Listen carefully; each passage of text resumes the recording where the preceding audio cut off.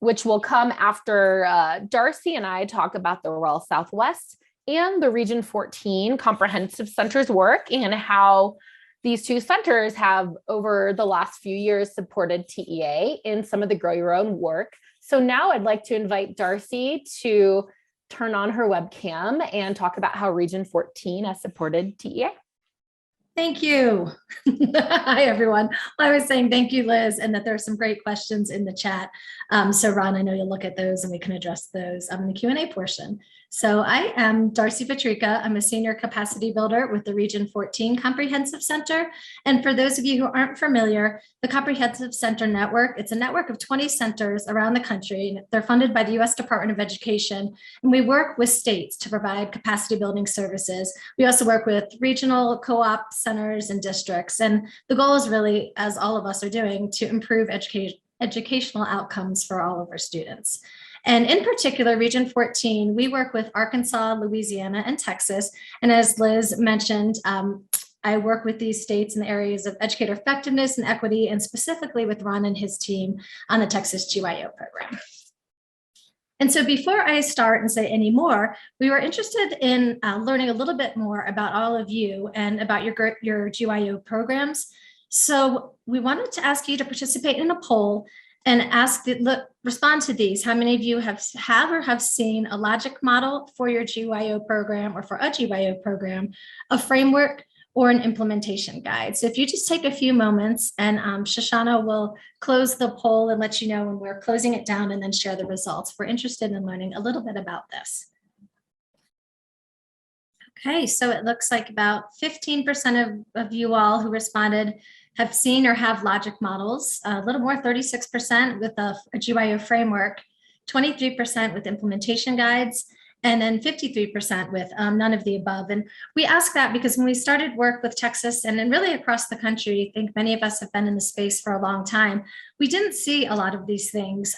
We would see logic models for evaluating the program, but perhaps not for the program itself. Similar with the framework, and then we did see some implementation guides or certainly resources. So I would invite you all either in the Q&A session to share. Well, right now, if you have links to any of these, to share as resources. And at the end, of course, when we send out the recording, we'll also share any resources shared. And then also ask any questions or share, because we're really excited about this. So thank you. And I know Ron and others have shared their theory of change, but I did want to share our center's theory of change and working specifically with Texas and the GYO program. So if we provide resources and training to Texas and its grantees to improve the GYO pathways and their implementation, we believe it will lead to more students and paraprofessionals exposed to a career in education and an increased opportunity for growth, which will then lead to a strengthened workforce and support for students, especially in our underserved student populations. And I know Texas has talked about that, and they also have a focus on their rural areas. So we're interested in hearing from all of you about experiences there. And I wanted to note that all of us, with both the REL and with our Comp Center, we work really closely with Ron and his colleagues at TEA. It's an extremely collaborative relationship that really helps build capacity, both at the agency and among the grantees. And at a high level, here are some things that we work on them with. As I said, we worked to create logic models for the actual pathways themselves, as opposed to the evaluation of the pathways. We're working on a community partnership training series for the grantees. We also are working on an implementation guide and framework. And then Texas hosts an annual summer institute for all of its grantees, and we work with them together on that. And then also just data analysis, and also identifying areas that we could collect, or they could collect rather, additional data, both formally and informally, to really inform their program. And Darcy, this is Liz. We had a question in the chat. Can you define or describe what you mean by a framework here? No, yes, absolutely. And Ron, I'd actually invite you to come off of mute and share, but really I'm going to go into it in maybe even the next slide or 2 slides from now, but it's a framework that really helps think about all of the stakeholders involved in an effective GYO program, whether you're talking about the high school pathway or a paraprofessional pathway, and really what they should be committed to, what they should be not expected to do, but want to do, look for, resources. And so, Ron, I'll invite you, sorry to put you on the spot, but to speak a little more about that. Oh, no problem, Darcy. Absolutely. So what we recognized is everyone's coming in at a different place in their development of strong ENT work. So the high school coursework, everyone's coming in at a different place of recruitment and strategy around a grow your own program. Are they focusing just on paraprofessional pathways? Are we focusing on both? Or are you focusing on career change and other avenues of recruitment? So we're in the process of finalizing the second piece of this implementation guide. And the 5 areas, we don't have a slide for you here, but I'll go slowly through them. You do, Ron. Actually, if you want to advance 2 slides, you can go through it. Actually, the next one, please. Awesome.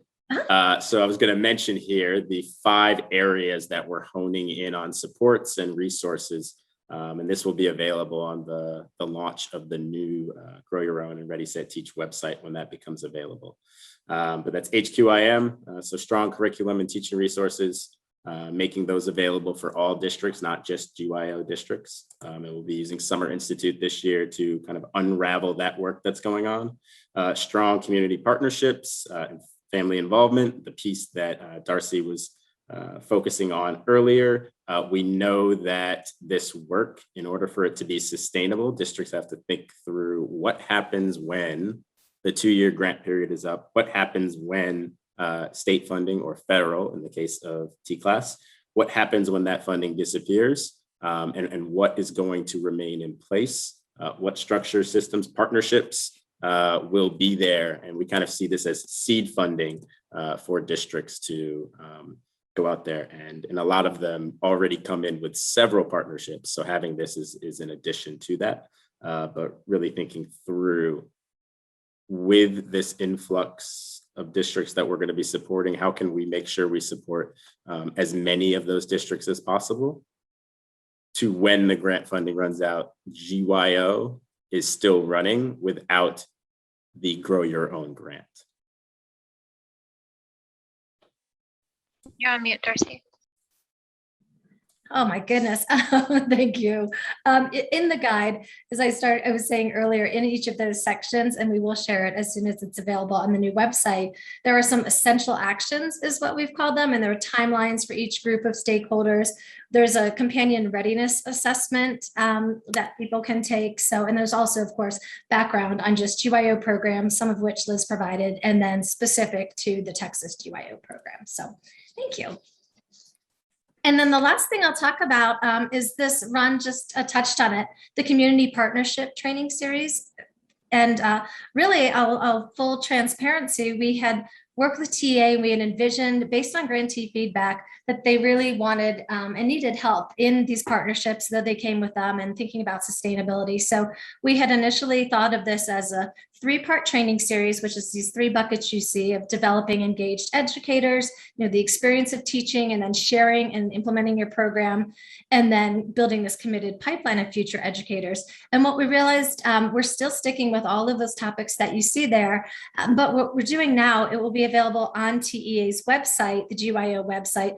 We're doing shorter modules that you can watch with associated resources on these. Instead of 3 trainings with resources you can always access, we'll be developing 9 or 10 of these shorter module online videos with resources. So we'll certainly, if you're interested, share those as soon as they're available. But it's been based on feedback we've heard from the larger field, and also, as Ron was saying, from some of the grantees. So we're really excited about this. And I think that's it for me.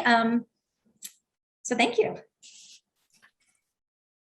Great. Thanks, Darcy. Now I will provide a little bit of information on how the REL Southwest has worked with TEA, and more specifically, how REL Southwest has used data from the first couple cycles of the TEA Grow Your Own program to provide TEA with information on some of those early outcomes that are coming out of the program. So when TEA first started implementing GYO, they were wondering if the grant funded activities were making progress toward meeting some of those longer term outcomes, or kind of medium to longer term outcomes. that Ron provided on one of his slides earlier. So specifically, Ron had talked about the theory of change. If we do these things, then we'll lead to more teachers, filling shortage areas, more diverse teacher workforce, et cetera. And to see if TEA is on track to meeting those longer term outcomes, we decided to look at some of the early outcomes to first examine participation of high school students and paraprofessionals within the Grow Your Own grant activities. So to guide our investigation, we had 3 primary research questions. The first was just to look at the characteristics and the distribution of the districts that were participating in the Grow Your Own grant in the state, to see what were the characteristics of those districts, how do they compare to other districts in the same region or districts of similar types, to see, what challenges were they trying to address with regards to, like teacher workforce. Then we focused our second and third questions on 2 specific components of the Grow Your Own grant that Ron went through earlier. The first, we looked at the education and training courses and high school student participation and completion in those courses. So we wanted to see, as a result of the Grow Your Own grant, are these numbers of high school students participating in these courses increasing over time, meaning that the district or the school is kind of recruiting or bringing more high school students into these courses in attempts to interest those students in pursuing a teaching career. So we're collecting student enrollment data and student demographic data from Grow Your Own districts and other districts in the state to see if, how participation in those courses in Grow Your Own districts compares to non-Grow Your Own. And then finally, we're looking at the same types of outcomes for paraprofessionals to look at their output. So how many paraprofessionals are going on to obtain a teaching certificate and actually obtain a teaching position within their district in which they're participating in Grow Your Own. So we'll be looking at those outcomes, and we're actually currently in the process of analyzing that data. So unfortunately, we don't have outcomes here to share today, but we will soon. So to prompt some thoughts from the audience about data, we have another quick poll that we'll post here in a moment, because we're curious to know what data do you collect, or what data could you collect to help your district answer questions about your Grow Your Own program, if you do have a program that you're considering implementing or you've already started implementing. And actually, I'm going to skip past this quickly. I thought we had a poll, but I think we were asking people to type in the chat. But I did want to talk through this slide briefly before we move on to our district presenters. We do want to use this portion of the presentation to kind of spark some ideas amongst you all participants as to how you might look at your Grow Your Own participation or outcomes. So I talked a little bit about how through REL Southwest, we're looking at student enrollment and completion of those education and training courses, as well as paraprofessional participation and completion of teacher prep programs, passing their licensure exams, obtaining that certificate, and obtaining an actual teaching position. Employment data, of course, can be used to examine, I guess, first and foremost, what teacher shortages you have, or looking at data to identify what workforce needs your district has. Because a lot of times people know, and by working in your district what some of the challenges are, but sometimes looking at the data can kind of bring that to light and maybe even provide the data and the impetus for getting a Grow Your Own program off the ground. So there are some other examples of data here that could be looked at, but I did want to note, we skipped one slide earlier. That was a slide that showed some data on looking at kind of gaps in the teacher workforce. And I pasted in the chat earlier a link to the Center on Great Teachers and Leaders website. And I can paste that again here in a moment to provide information on a data tool that center has created that could potentially be used by some of you and your districts to examine your teacher workforce data and think about some of those, again, grow your own activities. So now for time purposes, we are going to skip the Q&A. However, I know there were a few questions for Ron, and he is going to answer those in the chat.